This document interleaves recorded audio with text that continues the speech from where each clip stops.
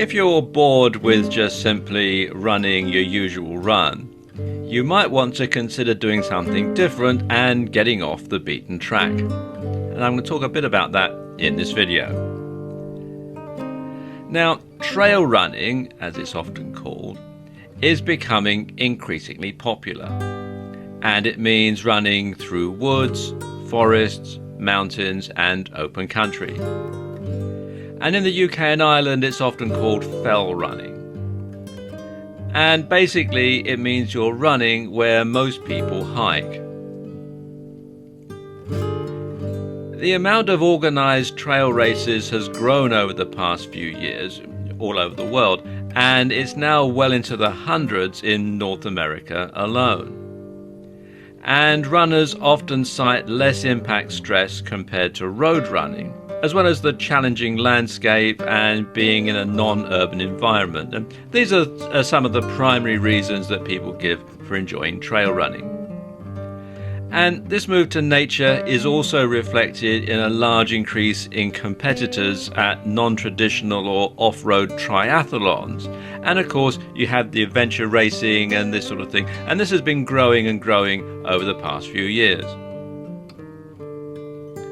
But before you hit the trail and run, there are a few things that you need to do to make sure that it's a safe, enjoyable experience. And the first thing, and I would say the golden rule, is don't go trail running alone. Because that way, someone can raise the alarm if you get injured. Now, if you do decide to run alone, and like I say, it's not recommended, but if you do, you should make sure that someone else knows your intended route, and you should let them know when you get home. When you're running the trail, you should bring a map, a compass, cell phone, and a whistle. And if you do a lot of trail running, then you should consider investing in a wearable GPS. You can get some that look a bit like a watch. And the reason for this is mobile coverage, cell phone coverage can be patchy in remote areas, and a GPS app on your smartphone may not work.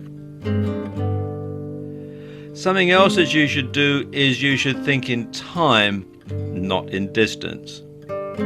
So unless you're running in a circular route, you're going to need twice the time. You're going to need to run to where you plan on running to, and then you're going to have to run back to your car or back to the place that you're staying. So you do need to take that into account. And of course, difficult terrain can really slow you down.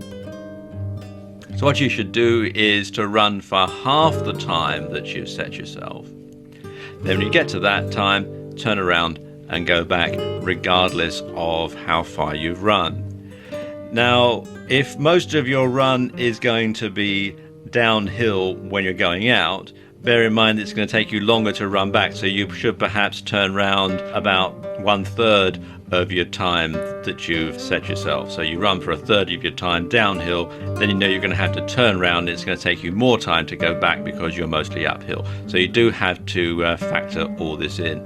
But don't think about distance like you would if you were running on the road or on a track, because you can't really take that into account.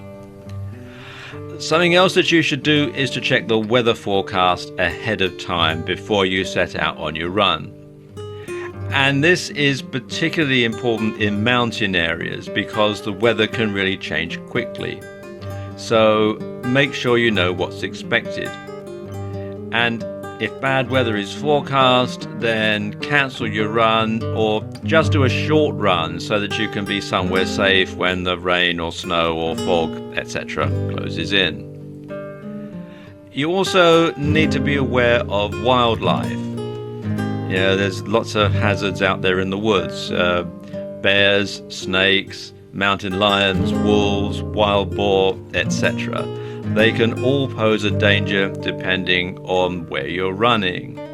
And so you do need to be aware that wildlife might see you as a threat on their territory, and that's the best case scenario, or in the worst case scenario they might think of you as lunch. So you do need to bear that in mind and make sure that you keep your eyes and ears open for anything that might pose a danger. And unfortunately, people can also pose a danger. And this is particularly true if you're running on the edge of an urban area, say. So you need to make sure that you do have some means of protecting yourself. Women in particular should carry mace or pepper spray for protection. Something else that you should do is to wear bright colours in hunting season. If you're in an area where you know there's going to be hunting, you want to make sure that you stand out so that some trigger-happy hunter doesn't think of you as a deer or something and find out only too late. So when you're out there, call out to others so that hunters know where you are, and also so that other people you meet don't think of you as a threat, because after all, whereas other people might be a threat to you, some people might consider you a threat to them. So you want to make sure that you're a friend and not a foe. It's very important that you wear the correct footwear. Running shoes for trail running have a rugged sole for better grip, and they are much more robust than the sort of running shoes that you would get for running in your local park or for just going for a jog around the block. And you should also make sure that your shoes are waterproof so that you're protected when you run through the mud and so on.